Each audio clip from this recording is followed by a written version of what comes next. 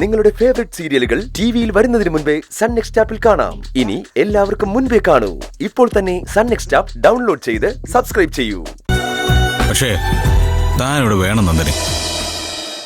Sir, ഞാൻ എപ്പോഴും തോറ്റു പോകുന്നത് സ്നേഹമുള്ളവരുടെ മുന്നില. പക്ഷെ ഒന്ന് ആലോചിച്ചു നോക്ക്, എന്തിനു വേണ്ടിയാ ഒരവകാശം ഇല്ലാത്ത സ്ഥലത്ത്? അവകാശം, അവകാശത്തിന്റെ കാര്യം എനിക്ക് തന്നോട് കുറച്ച് സംസാരിക്കാനുണ്ട്. പക്ഷേ താനത് പറഞ്ഞ് നശിപ്പിച്ചു. Okay, leave it. ഞാനേ ഇപ്പൊ വരാം.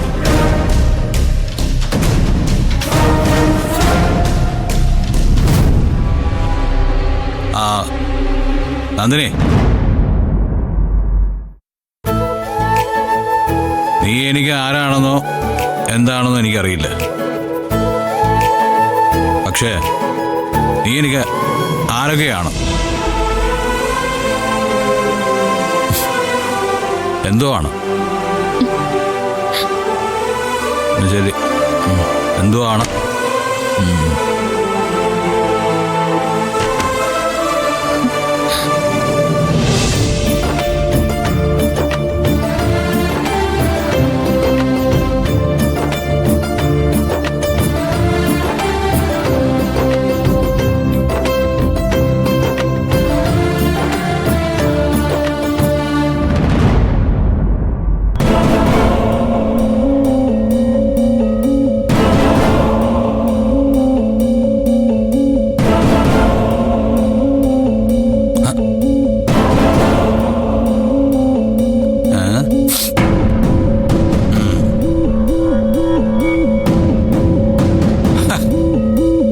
അച്ഛനെന്താ ഇവിടെ നിൽക്കുന്നത്?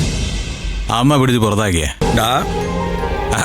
അല്ല, അതിനെപ്പോഴൊരു സാധ്യത ഉണ്ടല്ലോ.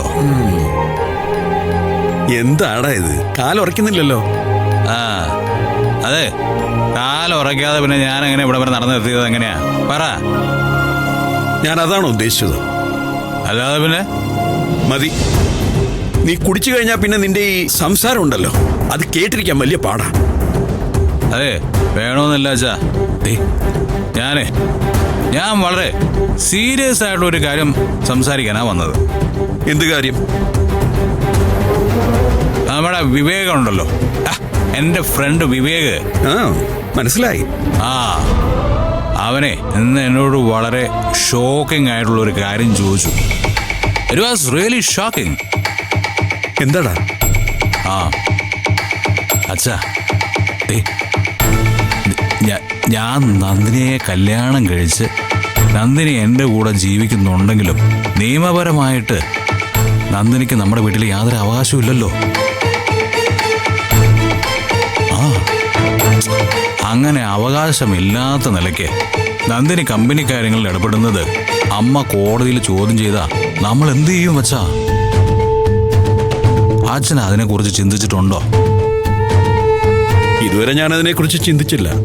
പക്ഷെ ചിന്തിക്കണോ അച്ഛാ? പത്മാമേടത്തിന്റെ കാര്യമായതുകൊണ്ട് എപ്പോ വേണേലും എന്ത് വേണേലും സംഭവിക്കാം. ഓടുന്ന പട്ടിക്ക് ഒരു മുഴം മുമ്പേ എന്നൊരു പഴഞ്ചൊല്ലി കേട്ടിട്ടില്ലേ അച്ഛൻ? എന്ത്? ഓകെ, അത് വിട്. അതെ, ഓടുന്ന അമ്മയ്ക്ക് ഒരു മുഴം മുമ്പേ എന്ന് പറയാൻ. അതെ, ഇങ്ങനെ ഒരു കാര്യം അമ്മ മനസ്സിൽ ചിന്തിക്കുന്നതിന് മുമ്പേ നന്ദിനി ഈ കുടുംബത്തില് നിയമപരമായിട്ട് അവകാശിയായിട്ട് മാറണം. അതാണ് ഐഡിയ. എങ്ങനെയുണ്ട്? അതെങ്ങനെ? അച്ഛാ, അതിന് ഒരൊറ്റ മാർഗേ ഉള്ളൂ, രജിസ്റ്റർ മാരേജ്. അതെ, നന്ദിനി എല്ലാ അവകാശമുള്ള എൻ്റെ യഥാർത്ഥ ഭാര്യയായിട്ട് മാറണം. You got it? എടാ, മുമ്പൊരിക്കൽ രജിസ്റ്റർ ഓഫീസിൽ നമ്മൾ പോയത് നിനക്ക് ഓർമ്മയില്ലേ? അത് മുടങ്ങിയത് എങ്ങനെയാ? അത് മുടങ്ങിയ സത്യമാണ്. പക്ഷേ എന്ന് കരുതി നമുക്ക് അത് നടത്താതിരിക്കാൻ പറ്റില്ല അച്ഛാ. അതെ, അച്ഛൻ ഇതിന് സമ്മതിക്കണം, പ്ലീസ്. എടാ, ഞാൻ സമ്മതിച്ചുകൊണ്ട് എന്താ കാര്യം? ആദ്യം സമ്മതം വാങ്ങേണ്ടത് നന്ദിനിയിൽ നിന്നല്ലേ? അതെ, നന്ദിനിയിൽ നിന്നും സമ്മതം വാങ്ങിക്കാൻ ഒരു വഴിയുണ്ട്. എന്തു വഴി?